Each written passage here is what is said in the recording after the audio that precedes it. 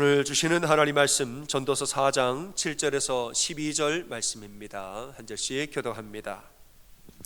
내가 또 다시 해 아래에서 헛된 것을 보았도다. 어떤 사람은 아들도 없고 형제도 없이 홀로 있으나 그의 모든 수고에는 끝이 없도다. 또 비록 그의 눈은 부요를 족하지 여기지 아니하면서 이르기를 내가 누구를 위하여는 이같이 수고하고 나를 위하여는 행복을 누리지 못하게 하는가 하여도 이것도 헛되어 불행한 고로도다. 두 사람이 한 사람보다 나음은 그들이 수고함으로 좋은 상을 얻을 것임이라. 혹시 그들이 넘어지면 하나가 그 동물을 붙들어 일으키려니와 홀로 있어 넘어지고 붙들어 일으킬 자가 없는 자에게는 화가 있으리라. 또 두 사람이 함께 누우면 따뜻하거니와 한 사람이면 어찌 따뜻하랴. 한 사람이면 폐악 없겠니와 두 사람이면 맞설 수 있나니 세 겹줄은 쉽게 끊어지지 아니하리라. 아멘. 오늘 본문에서는 이 공동체의 중요성을 말하고 있습니다. 전도서 말씀이죠. 전도자가 가만히 인생을 보니까 해 아래에서 내가 헛된 일을 하나 보았노라 말합니다. 참 저런 일이 참 헛되다 하는 사건을 하나 봤다는 말이에요. 아들도 형제도 없이 홀로 사는 어떤 한 사람을 봤는데 물질은 부여해요. 하지만은 이 족함이 없다는 것이죠. 물질은 부여한데 족함을 여기지 않고 마음속에 내가 뭐하러 이 고생을 하는가 허무하고 외로움 가운데 살더라 이거죠. 이 장면을 보면서 지혜자가 깨닫기를 야 그렇구나. 두 사람이 한 사람보다 나음은 내가 넘어지면 그 동무가 붙들어 일으킬 자가 있구나. 근데 홀로 있는 자는 넘어져도 도와줄 자가 없는 거구나. 이걸 깨달았다는 거예요. 그래서 말하기를 한 사람이면 패하겠거니와 두 사람이면 맞설 수 있나니 세 겹줄은 쉽게 끊어지지 아니하느니라. 공동체에 대한 은혜예요. 이 지혜자가 이걸 보고 이걸 깨달았다는 거. 야 혼자로는 아무리 물질이 많아도 혼자는 안 되는구나. 둘이 있으면 좋고 셋이 있으면 더 좋은 거구나. 인간은 사회적 동물이라고 했습니다. 사람은 공동체 안에서 더불어 함께 살아가야 하는 것이죠. 하나님이 아담을 홀로 창조하신 다음에 뭐라고 그럽니까? 사람이 혼자 사는 것이 좋지 아니하므로 이랬어요. 아담이 혼자 사는 걸 보고 이게 좋지 아니하므로 하와를 만들었더라. 하나님은 인간을 공동체로 만드셨다는 말이죠. 하나님 안에 성부와 성자와 성령 삼위일체 공동체성이 이미 하나님 안에 있기 때문에 그 형상을 따라 만들어진 사람도 그 안에 공동체성이 당연히 있는 겁니다. 그래서 사람은 공동체 안에서 함께 어우러져 살아갈 존재로 지음받았다는 거죠. 우리는 사람들과 관계를 하면서 살아가야 하는데 피상적인 만남이 아니라 사람들과 인격적인 만남을 통하여서 우리는 본연의 공동체성이 회복되고 행복하게 살 수 있다는 겁니다. 근데 이런 인격적인 만남이 없으면 피상적인 만남만 혹은 직업적인 만남만 그런 거 없이 그런 것만 있으면은 우리 마음에는 외로움과 공허함이 우리 마음에 찾아온다는 것이죠. 여러분 제가 오늘은 이 공동체와 더불어서 좀 외로움에 대한 이야기를 하고자 합니다. 이 한국의 목회 데이터 연구소라는 이게 설문조사하는 목회에 대한 설문조사를 하는 연구소가 있습니다. 거기서 이제 한국교회 트렌드 2024라는 책을 냈는데 2024년도에 교회가 다루어야 할 중요한 10가지 화두, 중요한 10가지의 이슈를 소개하는데 그 중에 하나가 뭐냐? 외로움에 대한 문제입니다. 화면을 좀 보여주시죠. 그 책에 따르면은 한국의 성인들에게 설문조사를 보여주시죠. 네. 한국의 사람들에게 이제 교회 다니는 사람 말고 일반인들에게 당신은 평상시에 일상에서 외로움을 느끼고 계십니까? 교회 다니는 사람 일반 사람들에게 당신은 외로움을 느낍니까? 했더니 54%가 외로움을 느낀다는 거예요. 그럼 이제 개신교들에게 물어봤습니다. 개신교들에게 당신은 외로움을 느낍니까 했더니 기독교인 중에 46%가 느낀다라고 말했어요. 그러니까 일반인들보다는 좀 낮은 수치죠. 교회 안 다니는 사람 54%가 외롭대요. 교회 다니는 사람은 46%좀 작아요. 근데 이 내용을 보면은 우리가 알아야 할 것이, 이 기독교인들 중에서 외롭다고 느끼는 사람들 왜 외롭습니까? 이게 물어봤더니 여러분 아십니까? 자녀가 있는 사람들이 자녀가 없는 사람보다 더 외로운 거 아세요? 전 이건 좀 놀랐어요. 어린아이부터 청소년에 이르기까지 그러니까 미성년자의 자녀를 기르는 부모님들이 자녀를 다 양육해서 보낸 사람들보다 더 외로움을 느낀다는 거. 왜냐? 이 자녀 양육의 스트레스가 어마어마하다는 거예요. 자녀가 있으면 52%가 외롭고 자녀가 없으면 37%만 외롭다고 그랬습니다. 그러니까 자녀를 기르는 것에 대한 스트레스와 그 노력과 에너지가 막 소진이 되는 거죠. 그 다음에 이제 외로움을 느끼는 거예요. 그럼 교회 안에서는 어떨까요? 다음 보여주시죠. 자, 교회 안에서, 교회를 나오시는 분들 중에서 당신은 교회 안에서도 외로움을 느낍니까? 그렇다 한 사람 63%. 그렇지 않습니다. 36%. 물론 교회 안에서는 훨씬 덜하지만 그래도 우리 중에 3명 중에 1명은 교회 안에서도 외롭다는 거예요. 3명 중에 1명은. 그 중에 여성분이 40%, 남성분이 29%.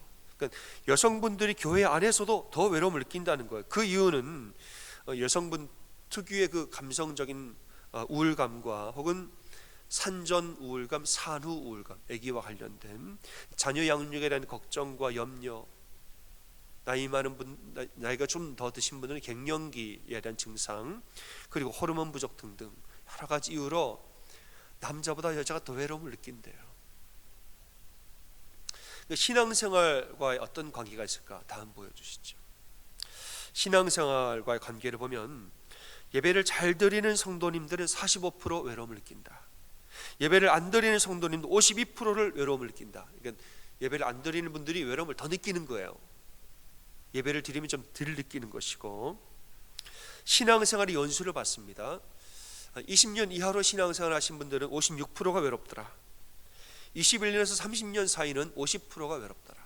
30년 이상 신앙생활 하신 분들, 말하자면 오랫동안 은혜 가운데 거하신 분들은 38%만 외롭더라. 그러니까는 신앙생활 오래 하면서 연수가 깊어지고 신앙의 이 열매가 맺어지면서 성숙한 신앙일수록 외로움을 은혜로, 신앙으로 잘 다스린다는 것이죠.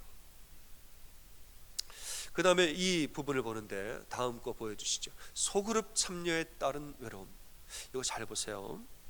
소그룹, 우리 교회는 속회죠. 속회의 참석률에 따른 외로움의 지수를 보면 속회 열심히 오시는 분들 31%가 외로움을 느낀다. 소그룹에 안 오시는 분들은 61%가 외로움을 느낀다. 그러니까 소그룹에 오는 사람이, 속회에 열심히 오시는 분이 속회에 안 나오시는 분들보다 2배나 덜 외롭다는 거예요. 속회에 안 오시는 분들은 속회에 열심히 오시는 분들보다 2배나 더 외로워요. 2배 차이가 난다는 거죠. 마지막으로, 신앙생활이 우리의 외로움을 해소하는 데 도움이 됩니까? 물었더니 83%는 도움이 된다는 거예요. 하나님을 예배하고 기도하는 말씀 앞에 나아가 이것이 도움이 된다. 83%. 17%는 도움이 안 되더라. 이렇게 말을 했습니다. 이 통계는 제가 보여주진 않았지만은 속회에 열심히 나오시는 분들 중에서, 속회에 열심히 나오시는 분들 중에 95%가 신앙생활이 내 외로움에 도움이 된다. 95%가 된다고 말했습니다. 결론을 말하자면 여러분, 교회를 안 다니는 사람보다 교회를 다니는 사람이 덜 외로워요. 예배를 열심히 드리는 성도님들이 좀 덜 외로워요. 속회에 열심히 오시는 분들은 그보다 또 덜 외로움을 느낀다는 거예요. 그러니까는 공동체 안에서, 특별히 하나님을 예배하는 신앙 공동체 안에 있는 것이 우리를 훨씬 더 행복하게 하더라. 그 결과가 나왔습니다. 왜 그럴까? 왜 그러냐? 하나님이 우리를 그렇게 만드셨기 때문입니다. 하나님이 우리를 신앙 공동체 안에 거할 때 안정감을 느끼도록 이렇게 만드셨다는 거예요. 한 사람이면 패하겠거니와 두 사람이 맞설 수 있고 세 사람이 하나가 되면은 쉽게 끊어지지 아니하는 존재로 우리를 만드셨다는 거예요. 예수님은 두 사람이 땅에서 합심으로 기도하면 하늘에서 그걸 이루리라, 두 사람이 기도하면 이루신다고 그랬어요. 또 그 다음에서는 너희가 두세 사람이 내 이름으로 모이면 나도 그들 중에 있느니라 하셨습니다. 하나님은 우리가 모이기를, 공동체 안에 모이기를 원하시는데 그냥 모이는 게 아니라 당신의 이름으로 모이기를 원한다 말했습니다. 여러분, 하나님은 우리가 하나님의 이름으로 신앙 공동체 안에서 머물기를 원하시는 줄로 믿으시길 바랍니다. 근데 사단은 우리가 흩어지기를 원해요. 하나님 우리가 모이기를, 신앙 공동체 안에 모이기를 하나님 원하시는데 사단은 우리가 흩어지기를 원합니다. 그래서 뭐 하느냐? 성도들에게 온갖 시험과 유혹을 주면서 성도들을 흔드는 거예요. 흩어져라, 흩어져라. 우리를 흔드는데 주로 어디를 흔드느냐? 사람의 내면에 주로 이 인간의 본성을 흔든다는 거예요. 인간의 본성, 죄된 본성을 자꾸 흔든다는 거예요. 그래서 하나님의 마음보다는 인간의 본성을 취하도록 한다는 거예요. 인간의 본성 뭐냐 여러분? 인간에게는 다 본성이 있습니다. 이 본성이 인간적으로는 맞을지 몰라도 그 근본은 죄된 본성이므로 하나님은 이 본성을 다스리기를 원하는 거예요. 여러분, 저기 어디 밖에 나가면 서로 막 앞가게 옆가게 싸웁니다. 왜 싸우냐? 밥그릇 싸움이라고 그러잖아요. 이건 밥그릇 싸움이다. 그러지 마라 그러면 사람 뭐라 그럽니까? 왜? 밥그릇 사람이 나쁩니까? 다 먹고 살자고 하는 일인데. 그러니까 세상적인 인간의 본능을 바라볼 때는 밥그릇 싸움은 당연한 거죠. 당연하죠. 용인이 돼요. 근데 하나님의 시각으로 볼 때 밥그릇 싸움을 하면서 본성대로 싸우는 것이 하나님 기뻐하시는가? 아니라는 거예요. 그 인간의 본성의 내면에는 죄된 본성이 뿌리를 두고 있으므로 하나님 그 인간의 본성을 은혜로 다스리기를 원하시는 게 하나님의 마음입니다. 여러분, 제가 문제 하나 내겠습니다. 예전에 제가 한번 수요예배 때인가 한번 얘기한 적이 있는 것 같아요. 다음 슬라이드를 보여주시죠. 자, 초등학교 자연 시간에 시험 문제가 나왔습니다. 중간고사쯤 됩니다. 자, 개미를, 이제 과학 시간이에요. 개미를 3등분하면 정답 뭡니까? 머리, 가슴, 배. 답 보여주세요. 개미를 3등분하면 머리, 가슴, 배. 그죠? 이거는 이론적으로 객관적인 사실로 학문적으로는 다 맞는 말이에요. 근데 여러분, 어느 초등학교에서 꼬마 아이가 이론적으로 말고 과학적으로 말고 아주 실제적인 답을 적었다는 거예요. 자, 보여주세요. 개미를 3등분하면 뭐예요? 죽는다. 초등학교 학생이 이론적으로 답을 쓴 게 아니라, 객관적으로 쓴 게 아니라 실제적으로 답을 썼는데 개미를 3등분하면 죽는다. 마찬가지입니다. 여러분, 교회를 3등분하면 뭘까요? 아니죠, 객관적으로. 교회를 3등분하면 객관적으로, 이론적으로 집사, 권사, 장로쯤, 혹은 뭐 어떤 분은 목회자, 직분자, 평신도, 어떤 사람은 그래요. 내 편, 네 편, 이도 저도 아닌 편. 교회를 3등분으로 그렇게 된대요. 그건 이론적으로, 객관적으로는 그렇게 될 수 있겠죠, 논리적으로는. 그러나 실제로 교회를 3등분하면 어떻게 됩니까?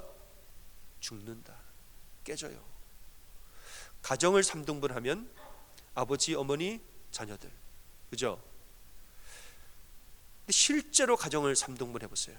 죽습니다. 실제로 가정을 3등분하면 깨진다는 거예요.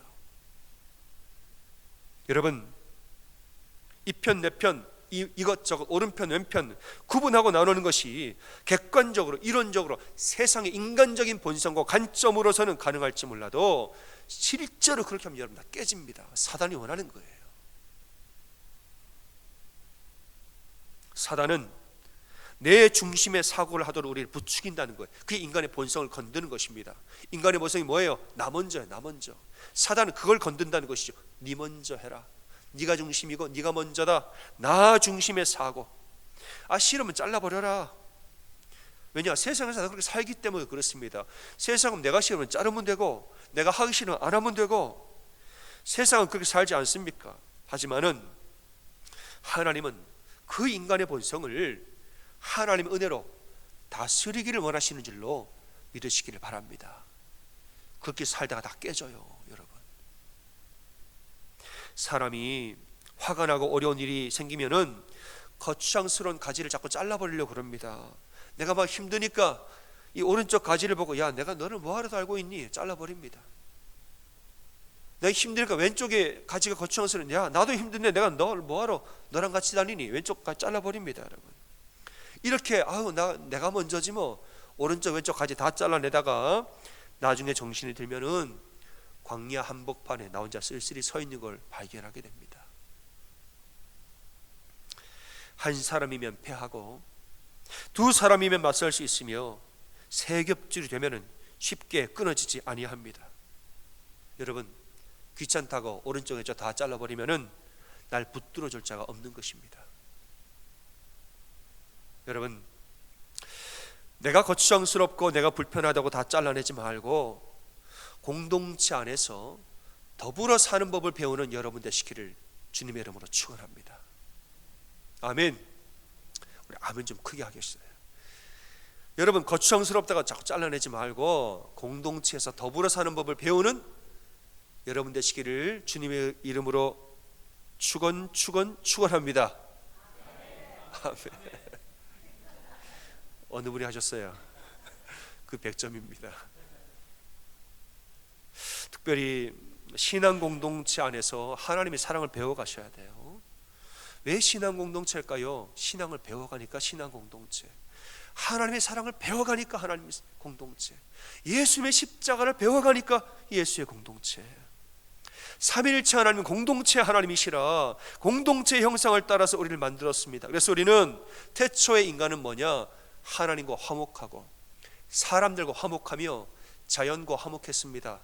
그런 인간의 원죄로 이 우리 안에 공동체 형성이 깨어지니까 하나님과 화목하지 아니하고 반목하고 사람들과 싸우고 자연과 투쟁한 거예요.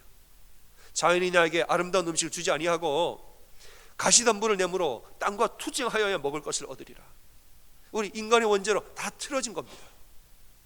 하지만 이제 예수 그리스도의 십자가의 사랑으로 우리가 하나님과 화목하게 다시 되었다는 것은 뭐냐? 이제 하나님과 화목을 회복하였으므로 사람들과의 관계도 다시 화목하여지고 세상의 모든 자연과 이 세상과도 화목을 회복하는 것이, 그게 하나님의 형상을 회복한다는 의미인 줄로 믿으시기를 바랍니다. 그게 하나님을 알아가는 거예요. 그래서 여러분, 공동체 안에서 물론 부대끼죠. 여러분, 혼자 있으면 편해요. 같이 있으면 부대낀다고요. 그러나 부대끼면서 살아가는 법을 배우는 게, 그게 하나님의 형상을 회복하는 과정입니다.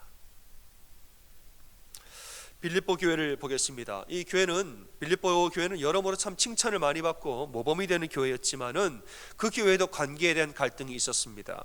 사도 바울은 유오디아와 순두개를 권하노니 주 안에서 같은 마음을 품어라 이랬어요. 제발자를 넣어보면은 유오디아야, 순두개야, 제발 좀 같은 마음을 품어보거라, 이런 말입니다.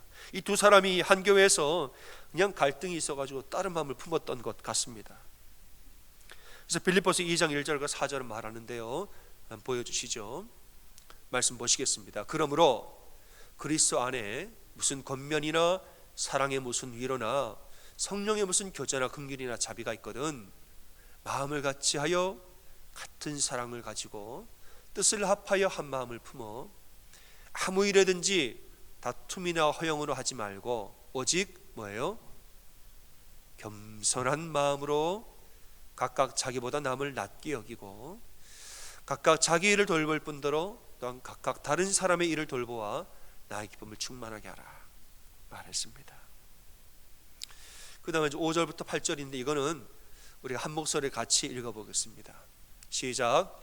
너희 안에 이 마음을 품으라. 곧 그리스도 예수의 마음이니 그는 근본 하나님의 본체시나 하나님과 동등됨을 취할 것으로 여기지 아니하시고 오히려 자기를 비워 종의 형체를 가지사 사람들과 같이 되셨고 사람의 모양으로 나타나사 자기를 낮추시고 죽기까지 복종하셨으니 곧 십자가에 죽으심이라. 아멘. 여러분, 예수님을 닮아간다라는 것은 나 같은 죄인을 위해서 죽으신 예수님의 이 사랑, 이걸 배워가는 겁니다. 나 같은 죄인 내가 누구라고, 내가 누구라 이렇게 못난 이 죄덩어리인 나를 위하여서 예수님 목숨을 버리고 죽으셨을까? 여러분, 이 사랑을 닮아가는 거예요. 제가 이 설교를 준비하면서 한 가지 생각이 났습니다. 우리 교회 성도님들이 참 우리가 자주 고백하던 어떤 문구가 있는데 어느 순간인가부터 우리가 이 고백을 잘 안 하게 되어진 것 같아요. 여러분, 문제보다 존재가 귀합니다. 맞습니까? 우리 교회가 이 고백을 참 많이 했습니다. 문제보다 존재가 귀하다. 문제 없는 사람 없습니다.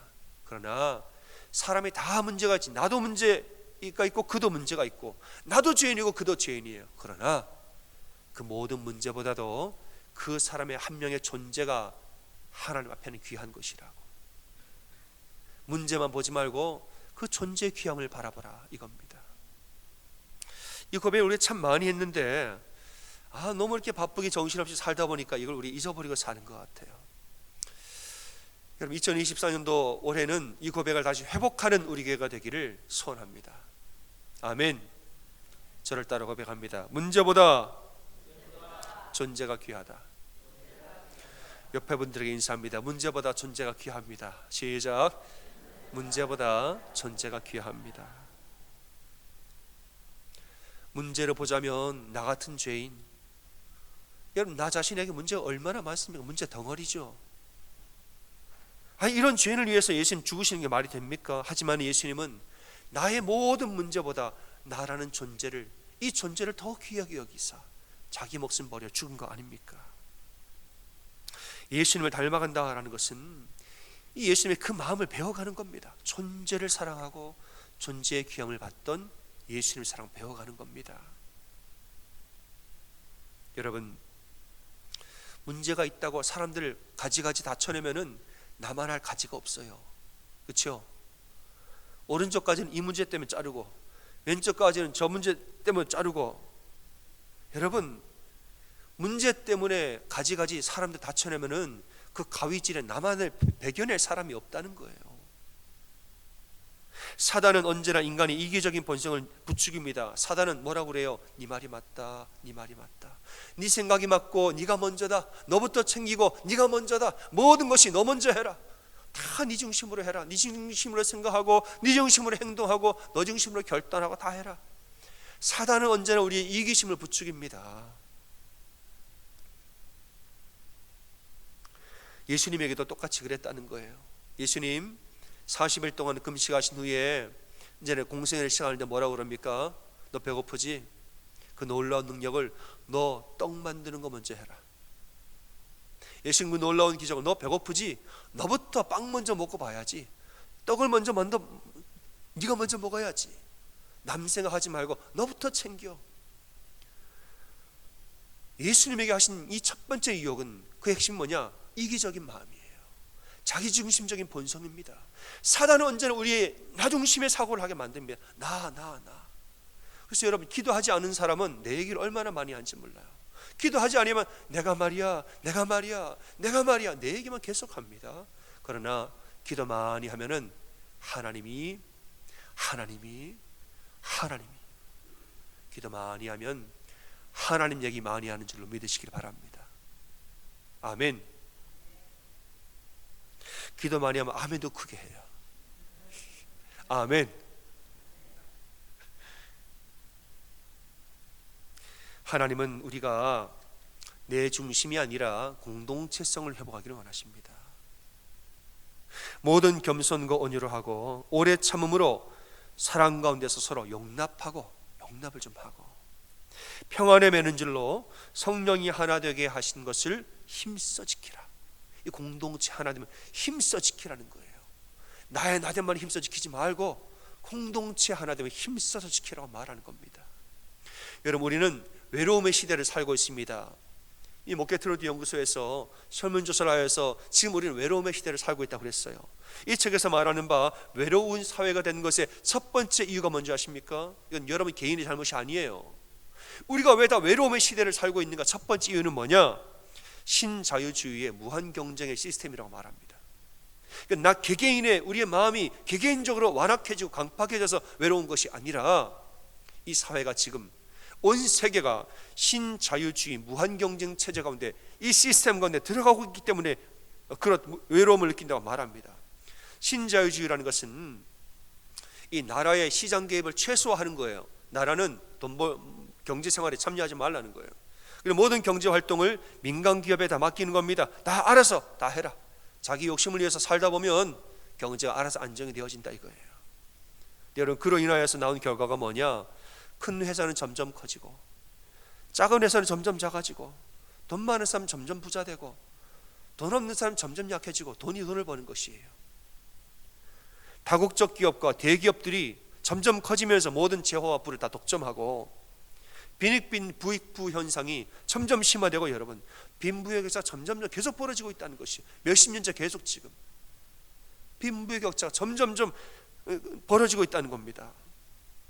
이 거대한 흐름 속에서 사람들은 무한 경쟁에 떠밀려 들어가게 되고 자연스럽게 공동체 이익보다는 나 중심의 개인의 이익만을 추구하게 되었다고 말하고 있습니다. 그래서 여러분, 외로움이 자꾸 공동체보다 내 이익, 내가 먹고 살기 힘드니까 무한 경쟁이기 때문에 다른 사람 비교하는 거예요. 마음 나누지 않아요. 나 먼저. 이렇게 외로움이 점점점 심해지다가 팬데믹이 오면서 외로움이 급속도로 가중됐다는 것입니다. 여러분, 우리는 이것을 구조적 악이라고 부릅니다. 구조적은 뭐냐? 시스테믹 이블이라는 것이에요. 우리 안에 개인적인 퍼스널 이블도 있습니다만은 이 사회 전체를 움직이는 구조적인 악, 시스테믹 이블도 있는 것이에요. 여러분, 개개인의 개인적인 악 이면에는 개개인을 그렇게 만들 수밖에 없는 구조적인 악이 있다는 것이에요. 우리가 이것을 모르면은 우리끼리 싸웁니다. 큰 구조적인 악이 있다는 것을 모르면 우리끼리 네가 이랬다, 네가 저랬다, 서로 우리 개인적으로 싸우는 것이에요. 여러분, 무한 경쟁을 하니까 날카로워지고 경제 상황이 안 좋으니까 사나워지고 남들 보면서 상대적인 박탈감이 드니까 내가 외로워지는 거 아닙니까? 사람들이 왜 외로워하고 왜 사나워지는가? 알고 보면 다 이유가 있습니다. 모든 사람의 마음에 뭐가 있느냐? 다 두려움이 있는 거예요. 저 사람 요즘 왜 이렇게 사나운가? 알고 보면 그 사람 지금 두려움이 있습니다. 이 사람 요즘 왜 이렇게 자꾸 까칠까칠하고 왜 저럴까? 알고 보면 그 마음에도 외로움이 있고 두려움이 있어요. 그렇게 우리를 몰아가는 구조적인 악이 또 있는 것이고요. 사단은 구조적인 악을 바라보지 못하고 개개인끼리 싸우게 만듭니다. 야, 제가 잘못했다, 내 생각이 맞다. 그리스도인들은 한 발짝 물러나서 내 눈에 보이지 아니하는 거대한 영적 싸움과 영적 전쟁이 있다는 것을 알고 그 내 옆에 있는 사람의 귀한 줄을 알고 그 사람의 손을 붙드는 것이 그리스도인이 되어야 되는 줄로 믿으시기 바랍니다. 여러분, 큰 흐름과 보이지 아니하는 영적 전쟁, 이걸 바라보지 못하고 그냥 우리끼리 옆에 있는 사람을 싸우고 내가 맞다는 거예요, 내가 옳다는 거예요. 아닙니다, 여러분. 보이지 아니하는 영적 전쟁이 있습니다. 우리 전체를 흔드는 것이 있어요.